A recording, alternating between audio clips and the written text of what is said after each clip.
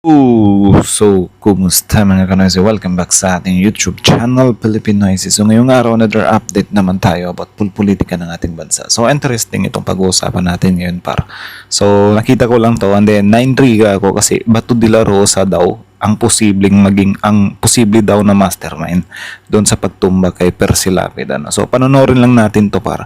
So, galing to kay Jesse Ferrer 7. So, meron doon pamagat na Bato de la Rosa tukoy na ang mastermind sa pagpatsugi kay Percy Lapid. Bantag Bongo VP Sara Duterte. Ayan ba yun?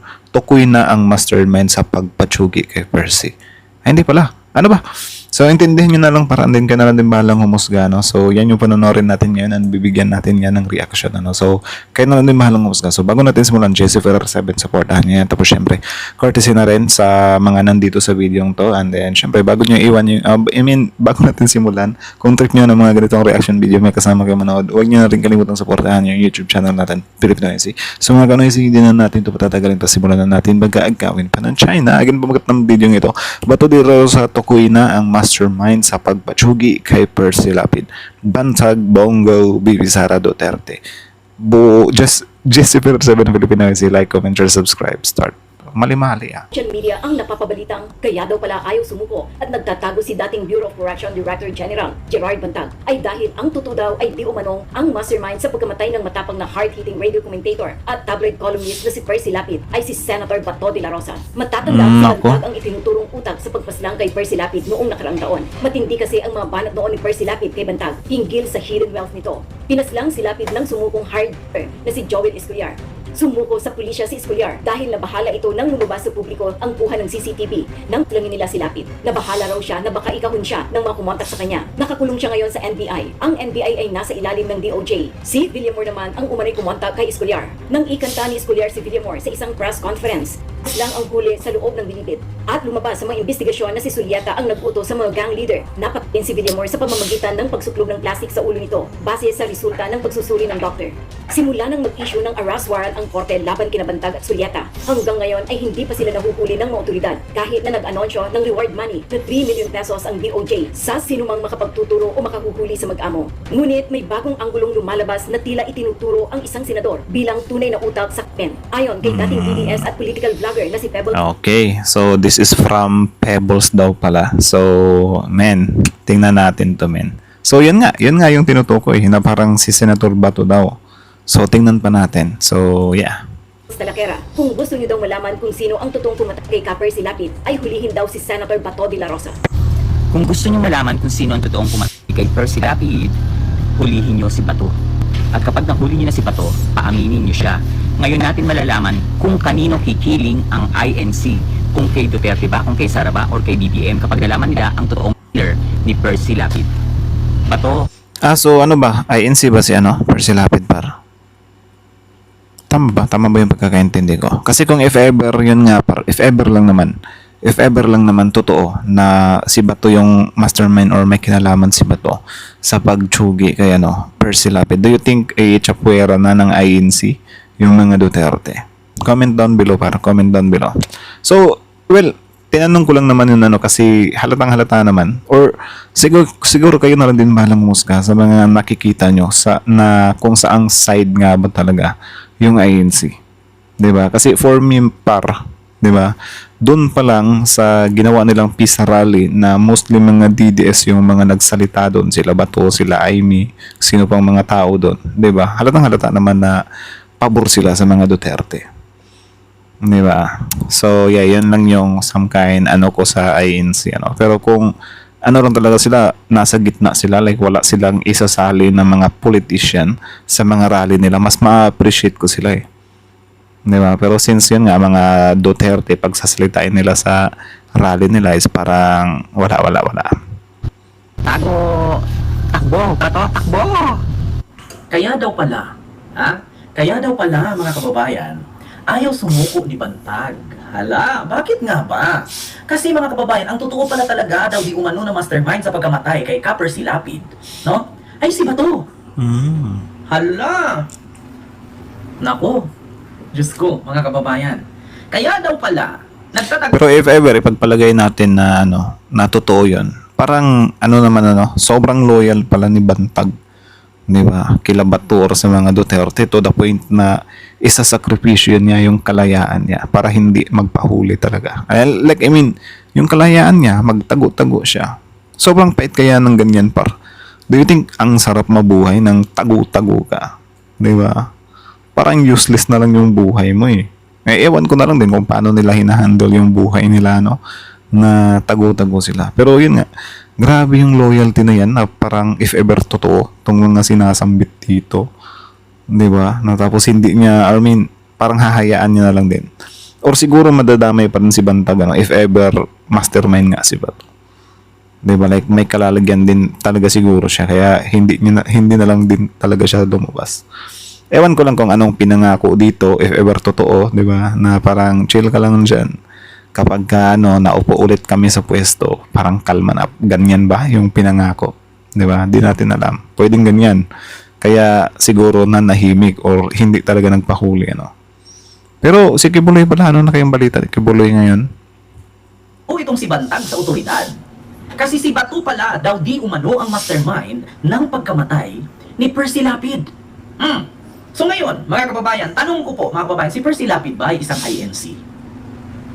Ha? Mga kababayan, tanong ko lang, si Percy Lapid po ba ay INC? Paki-comment nga, mga kababayan.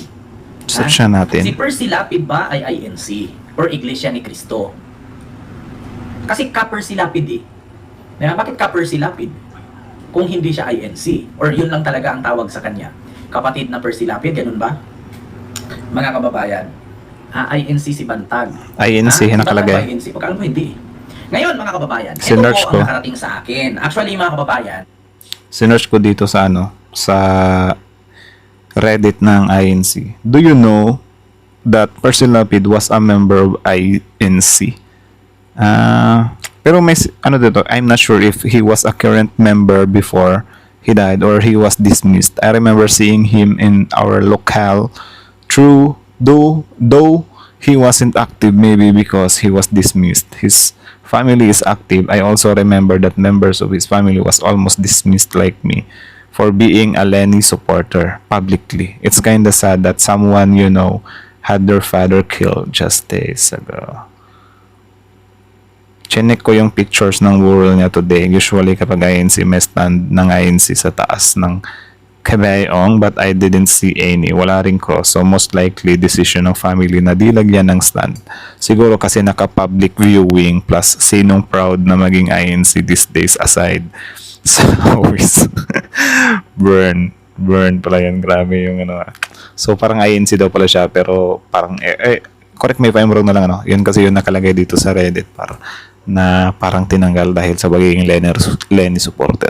So yun nga parang ang pangit din sa part talaga na yung religion is parang nakikialam din talaga sila sa politika. Well, okay lang para sa akin, para okay lang talaga na magsalita din yung religion about politics pero not to the point na partisan or may pinapanigan silang politician. Parang dun lang talaga ako papanig. Kaya ako naiinis ako sa mga pari sa Katoliko na parang isinasali nila sa sa mga wali nila yung about sa mga politician. Like okay lang sana kung lahat din nila like tayo mga politiko na yan. Hindi yung parang si BP Sara grabe iniipit nila like what the heck when? 'Di ba? Pari ka nandyan ka para turuan yung tao. 'Di ba? Kung paano yung magpatawad, paano mag-isip, something like that siguro, 'di ba? Pero yung ibabalandra mo yung mga politician na malakas sa'yo. Like, what the heck? Diba? Like, anong ginagawa mo sa simbahan? Paro? meron na din po na naglabas niyan. So, ito po, paalala po ha, chismis po ito. Huwag po natin paniwalaan. Paalala lang. Pero, mga kababayan, marami po ngayon ang nagkalat ng mga video na ito, maskin sa Facebook, sa YouTube, at sa ibang site, na kung sino daw at kung gusto no daw ng pamilya ni Percy Lapid na alamin kung sino ba talaga ang mastermind sa pagkamatay o pagkurkur sa kanya. Ang sabi ng aking nabalitaan ay si Bato daw ang tanungin. Nako, mga kababayan. At take note mga kababayan, napanood ko din yan. Sino pang vlogger ng nun? Si Niolo ba? Si Niolo o si Takero? Mga kababayan, Naku, mga kababayan, eto. Ay, ito. Sinend sa akin. Oo, si Peebles. Ayan, si Peebles, mga kababayan. Ito. Naku, eto mga kababayan. Asan mo? Ito, sinend sa akin. Ngayon lang. Ito po. Oh. Lapid. Kung gusto niyo malaman kung sino ang totoong pumatay kay Percy Lapid, hulihin niyo si Bato. At kapag nahuli niyo na si Bato, paaminin niyo siya. Ngayon natin malalaman kung kanino kikiling ang INC. Kung kay Duterte ba, kung kay Sara ba, or kay BBM, kapag nalaman nila ang totoong killer ni Percy Lapid. Bato, tago! Takbo! Bato, takbo! Hala. So parang malinaw din dito na intriga pa lang to. So syempre tayo di tayo maniniwala agad dito kasi kung maniniwala tayo agad dito, wala tayong pinagkaiba sa mga DDS na sobrang dali lang utuin sa mga intriga. So based naman dito sa sinabi ni Pebbles na kung gusto nyong malaman talaga kung sino yung mastermind sa pagkatsugi ni ni Percy Lapid is tanungin nyo si Bato or paaminin nyo si Bato. So parang pinapalabas dito na parang may alam si Bato, 'di ba? Yun siguro yung tinutumbok niya or baka si Bato daw yung mastermind. Pero yun nga, since wala namang nakasupport na mga evidence is parang hindi natin to pwedeng paniwalaan talaga So kumbaga, mananatili tong intriga, 'di ba? Hangga't wala tayong like for example, iimbestigahan nila ulit yung nangyari kay Percy Lapid tapos may makita silang 'di ba, na pwedeng doon kukonekta kay Bato or whatsoever. Kung may makita na silang mga ganyan, 'di ba? Parang doon pa lang din tayo, what if, 'di ba? Pero ngayon since intriga pa lang siya is mahirap muna mag-drive Pero yun nga, if ever din totoo ay yari na, parang double dead na si Bato dito. Kasi may kaso na siya sa ICC. May kaso pa siya sa INC. INC daw. May kaso din siya dito sa Pinas. 'Di ba? I think meron din 'Di ba? Pero kung yung kasi MURDER about kay Percy Lapid, mabigat yun 'Di ba? If ever siya talaga. So parang may kalalagyan siya diyan if ever totoo to. 'Di ba? Kasi alam niyo naman itong mga Duterte talaga sobrang hirap nilang panagutin dito sa bansa natin kapag mild lang yung mga ibinabato sa kanila. 'Di ba? Sobrang hirap panagutin para like legit 'yan. 'Di ba? Sila Harry Roque, sila FPRD, si BP Sara, 'di ba? Like sobrang hirap nilang panagutin dito sa batas. Alam niyo yung pwede pa nilang i-overturn or pwede pa nilang baliktarin yung sitwasyon. 'Di ba? Na hindi totoo 'yan, hindi totoo 'yan. Diba? Pero yung kasi yung pagtsugi ng tao, mabigat-bigat yun. Kaya nga yung isa sa inaabangan natin is about din yung kay Atong Ang. So kay Kibuloy, wala na tayong balita dun Pero sana magkaroon tayo ng update kay Kibuloy kung maagnas na ba yun dun. Diba? Or ano ba? Pa-update, 2026 na Naku, mga kababayan, kasi ganito po yan. Si Percy Lapid, alam po natin na lahat po ng mga sinasabi ni Percy Lapid sa kanyang YouTube channel, di ba, Lapid Fire, yung nakalagay yung channel niya sa radio station, mainit, ay lahat po nagkatotoo, lahat po nagkatugma. Una dyan, na sinabi ni Percy Lapid, Pangulong Bongbong Marcos, hindi dilawan kakamping ang kalaban mo, kundi ang kalaban mo ay nasa kakampi mo, na si Sara Duterte at si Digongyo, sabi niya.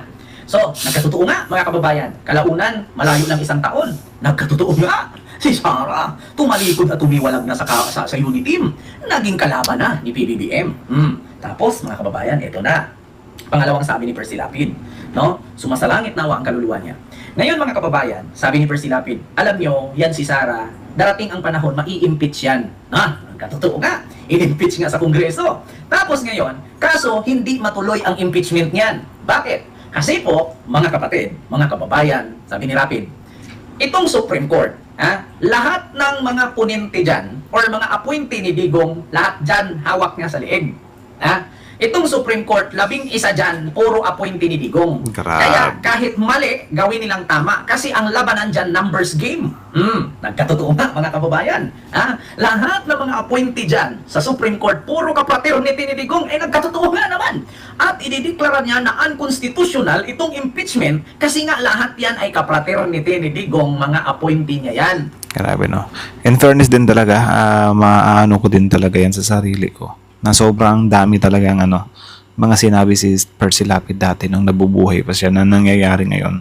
Or kapag iisipin mo talagang mabuti, like, nga no, may point si Percy Lapid dito Diba? So, sobrang dami talaga like, ewan ko kung ito ba yung Nostradamus ng Pilipinas, Diba? Pero sobrang solid or sadyang matalino lang talaga.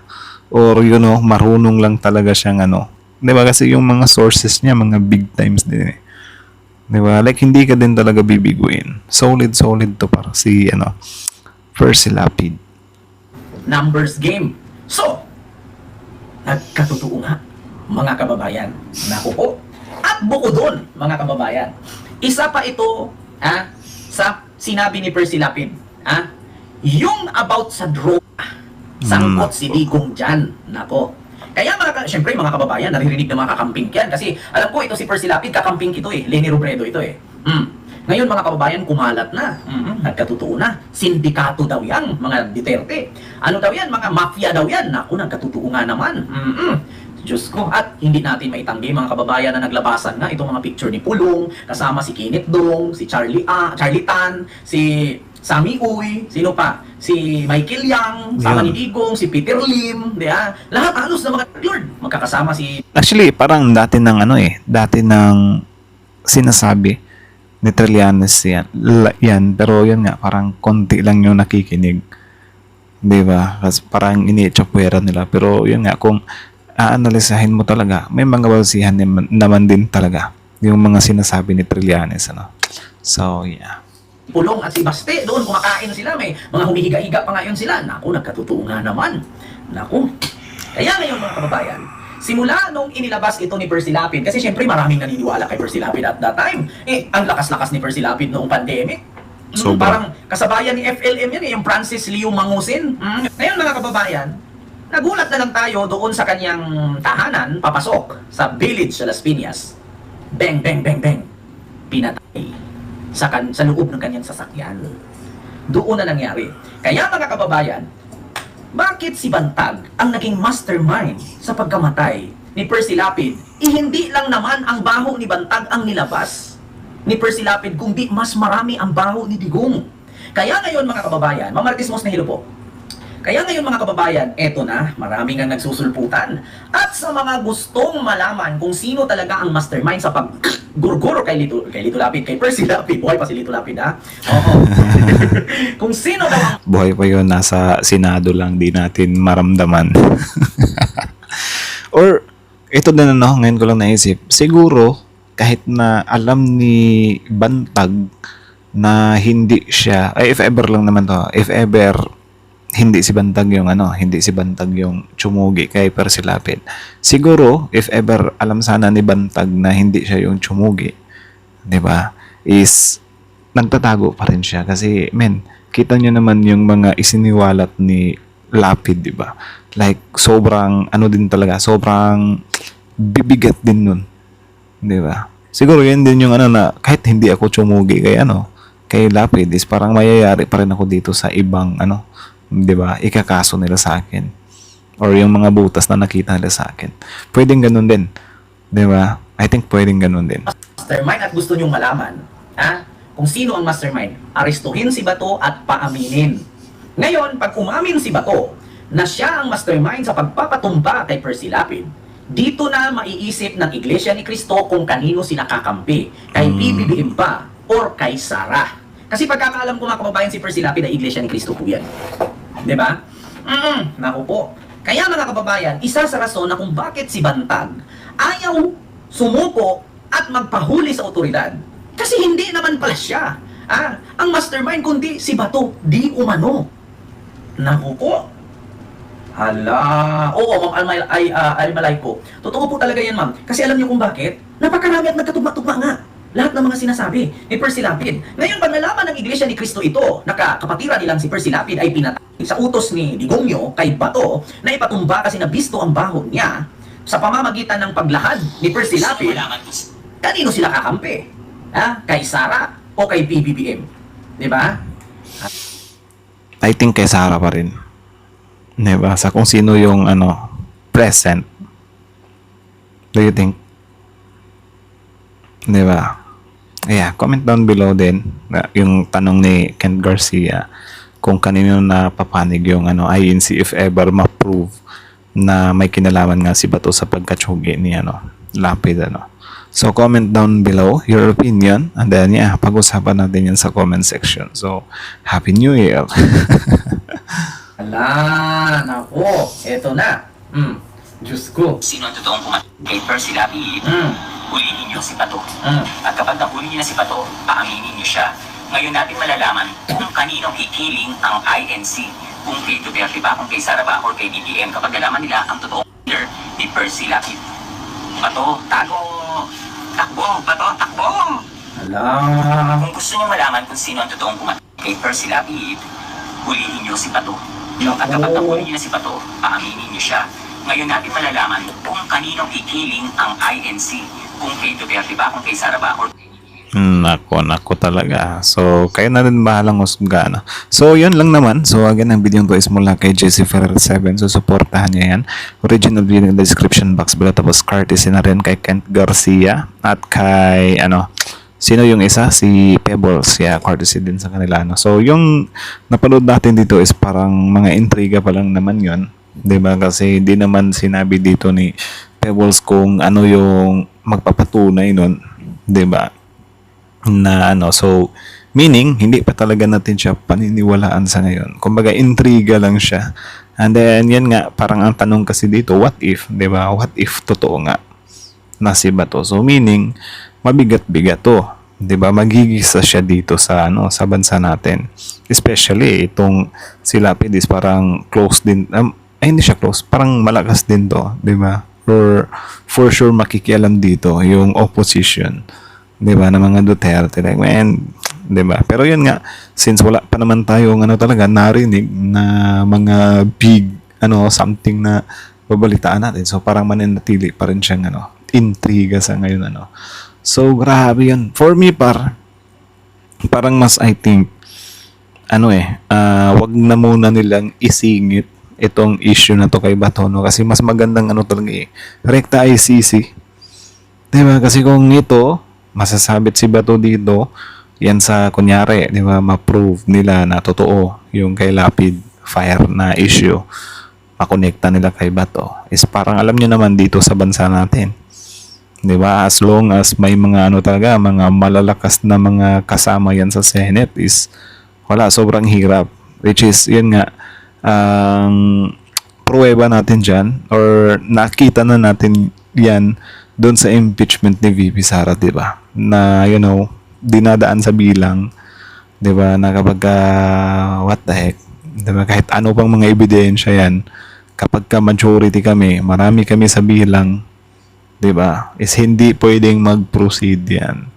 So meaning yung kay Bato na 'yan, if ever dito yan, edi malamang, 'di ba? May lang din nila 'yan. Mailusot lang din nila 'yan.